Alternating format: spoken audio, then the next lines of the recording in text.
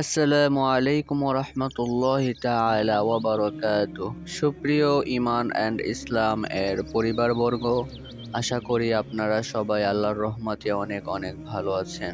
আজ আমরা আলোচনা করব সূরা ফাতিহার পঞ্চম দরজা নিয়ে, যেখানে পঞ্চম দরজাটিতে আলোচনা করা হয়েছে সূরা ফাতিহার হৃদয়। এটি আমাদের আত্মসমর্পণ, ইবাদত এবং সাহায্যের আকুতির জায়গা। এই দরজায় আমরা বুঝি আমরা কার জন্য বাঁচি আর কার জন্য ফিরে যাই। সূরা ফাতিহা সময়ের দরজায় 7টি পর্ব। একমাত্র তুমিই আমার রব। ইয়াকা না'বুদু ওয়া ইয়াকা নাস্তাঈন। আমরা কার ইবাদত করি আর কাকে সাহায্যের জন্য ডাকি? একবার নিজেকে প্রশ্ন করো, তুমি যখন কষ্ট পাও কার কাছে ফিরে যাও? তুমি যখন ভয় পাও কার নাম মনে পড়ে? তুমি যখন বাঁচতে চাও তখন কাকে ডাকো? এই আয়াত ইয়াকা না'বুদু ওয়া ইয়াকা নাস্তাঈন শুধু কুরআনের বাক্য নয়, এটি একটি প্রতিজ্ঞা, একটি চুক্তি, একটি ঘোষণা।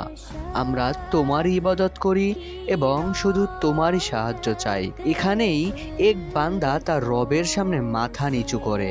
ভালোবাসা ও নির্ভরতার সবচেয়ে পবিত্র জায়গা।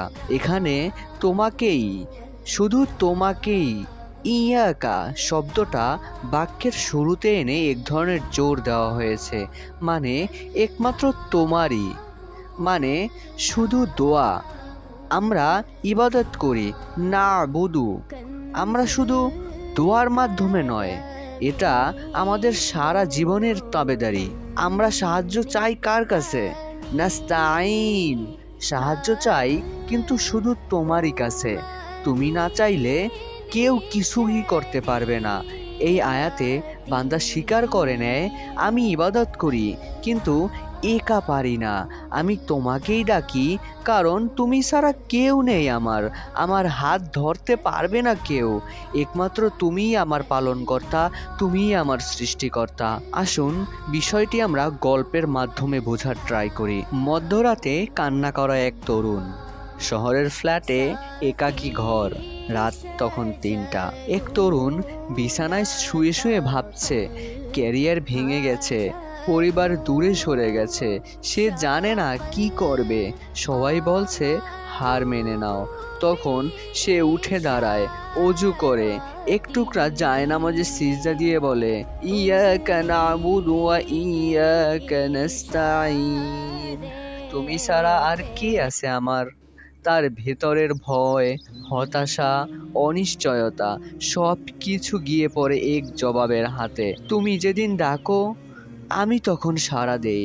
সূরা বাকারা আয়াত নম্বর 186। মা ও শিশুর ভালোবাসার এক চিত্র।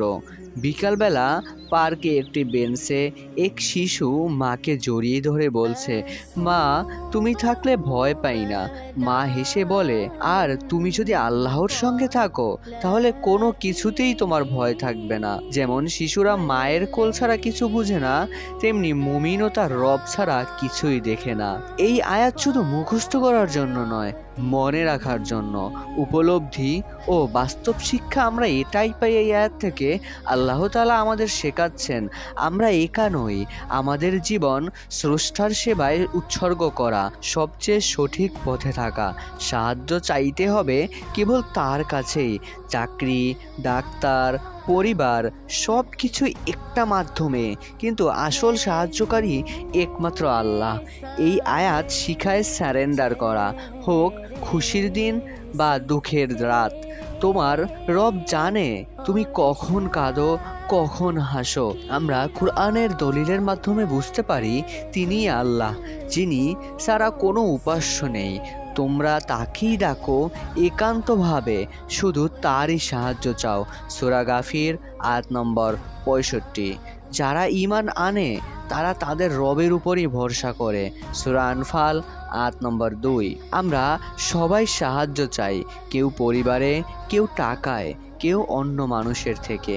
কিন্তু এক সময় বুঝি সবচেয়ে স্থায়ী সাহায্য একমাত্র আল্লাহর কাছেই।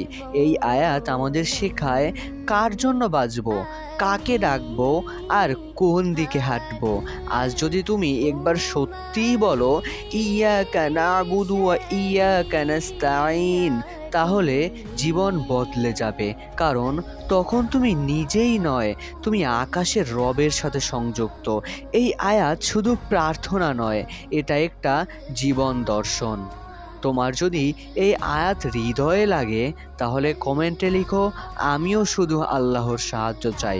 ভিডিওটি বন্ধুদের সাথে শেয়ার করো যেন তারাও এই দরজায় প্রবেশ করতে পারে। আর অবশ্যই সাবস্ক্রাইব করো, কারণ সামনে আসছে পরবর্তী দরজার টিজার। ইহদিনাস সিরাতাল মুস্তাকিম। মনে রাখবে পরবর্তী দরজাটি হলো ইহদিনাস সিরাতাল মুস্তাকিম।